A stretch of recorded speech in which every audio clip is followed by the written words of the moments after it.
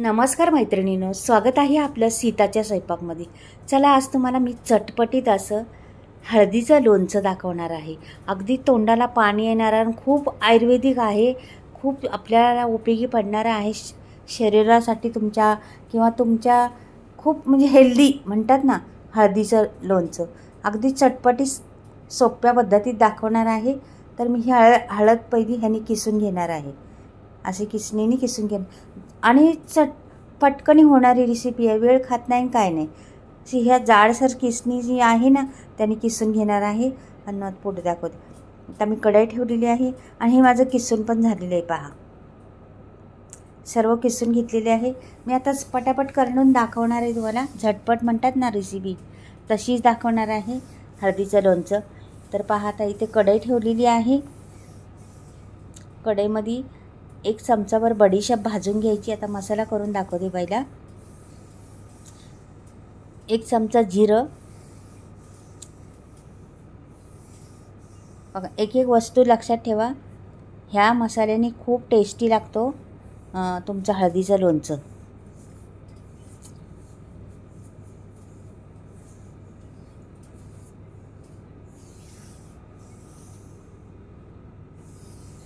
आणि 1 चमचा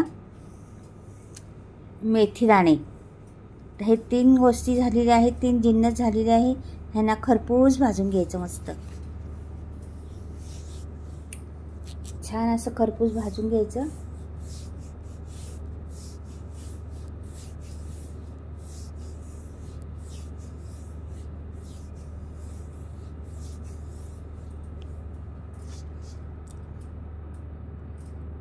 पहा रंगही सुंदर आलेला आहे त्याला।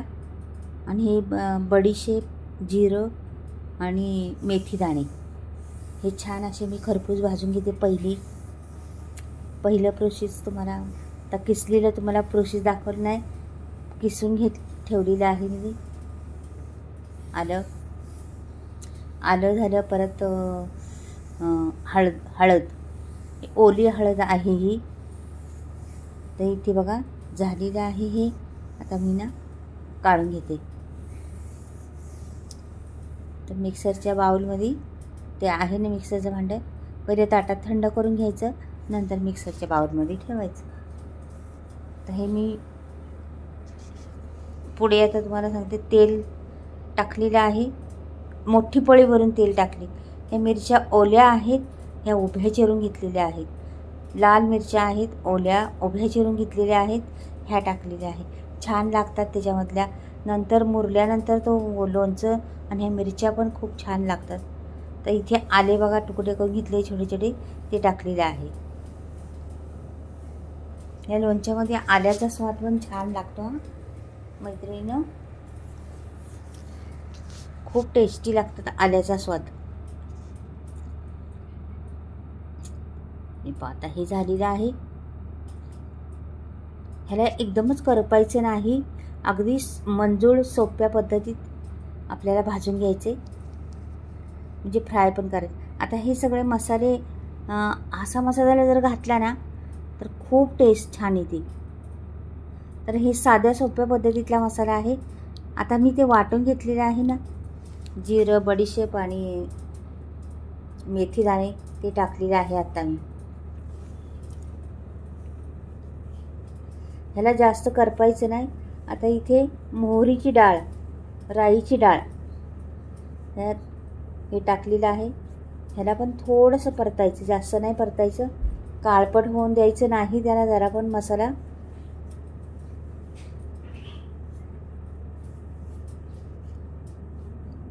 आता पहा एक जिन्नस घालते, इथे हिंग घालते, एकदम स्लो केलेला आहे गॅस, फास्ट बिलकुल नाही। 2 चमचे मी लाल तिखट काश्मीरी घालते, हे 2 चमचे लाल तिखट काश्मीरी घातलेले आहे। आणि मग आता ती हळद किसलेली आहे ना ती सोडून द्यायची आपल्याला। परतून घ्यायची थोडीशी, जास्त नाही, फक्त कच्चापणा मोडून गेला पाहिजे त्याचा, तेवढीच परतायची। ला काही लोक तर परतती पण नाही, पण जरा सुगंध वेगळा येतो थोडी परतली तेलात तर। म्हणून आम्ही हमेशा असंच करतो. तर वर्षानुवर्ष राहतं ते लोणचं. म्हणजे कैरीचं झालं किंवा हे झालं, कैरीचं नाही फ्राय करत, पण ह्याला थोडंसं फ्राय करायचं की त्याचा कच्चापणा घालवायचा आपल्याला.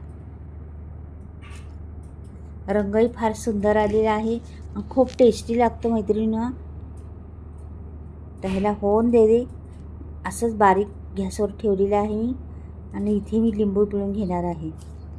पहा आता बरेचसे लिंब आहेत माझ्याकडं.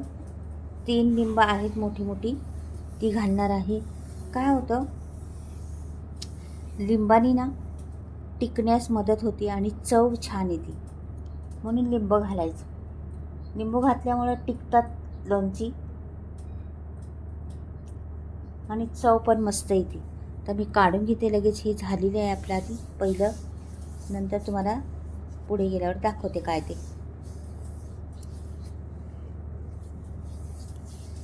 हे पहा मस्त झालेले, कोरडं कोरडं दिसते आत्ता, पण अजून आपल्याला त्याच्यात जिन्नस घालायचे.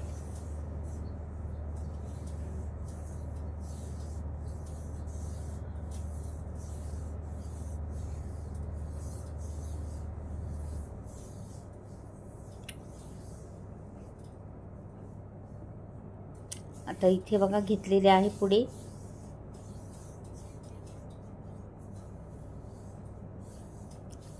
आता ही 3 लिंब मी मोठी मोठी कापली होती, त्याचा रस आहे आता.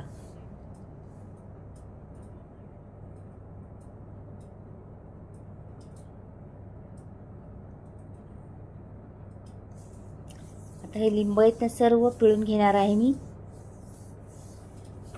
त्याच्यामध्ये. मैत्रिणींनो खरंच हे चमचमीत लागतं हे. आणि सर्व पिळून घेतलेले आहेत लिंब मी. मस्त लिंब भरपूर रस भेटलेला आहे लिंबामध्ये.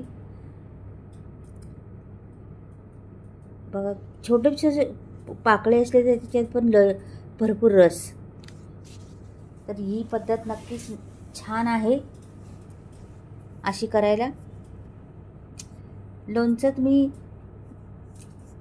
कसंही करा छान लागतं मैत्रिणींनो. खरंच वेगवेगळे पद्धतीचे मसाले वापरले ना तरी हळदीचं लोणचं छानच लागतं. तर आता इथे सर्व काही मिक्स करून घेते. मीठ टाकते आता. मीठ छान चवीनुसार टाकायचं. मीठ 2 दाणे जास्तच टाकायचं लोणच्याला. आपण रेसिपी करतो त्यापासून जास्तच लोणच्याला टाकायचे आपल्याला. आणि ही अशी मस्त चिरून घ्यायची.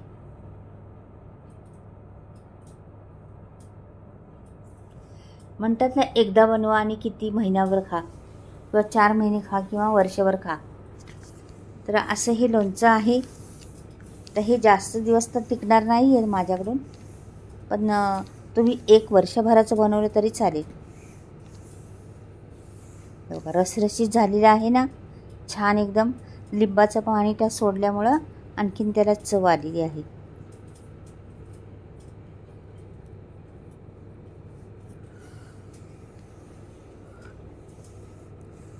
पहा आता मी काढून घेते. आत्ताच पाणी सुटले तोंडाला पाहताच. अगदी रसरशीत सुगंध येते मस्त. मसाले एकदम परफेक्ट आहे. लक्षात ठेवा मसाल्याचं इकडे तिकडे करू नका. जरा पण व्यवस्थित तुमचे हे घ्या.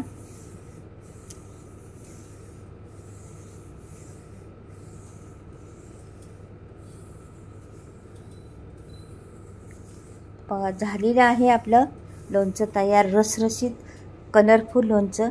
आवडलं तर लाईक आणि सबस्क्राईब करायला विसरू नका. बाय, परत भेटूया.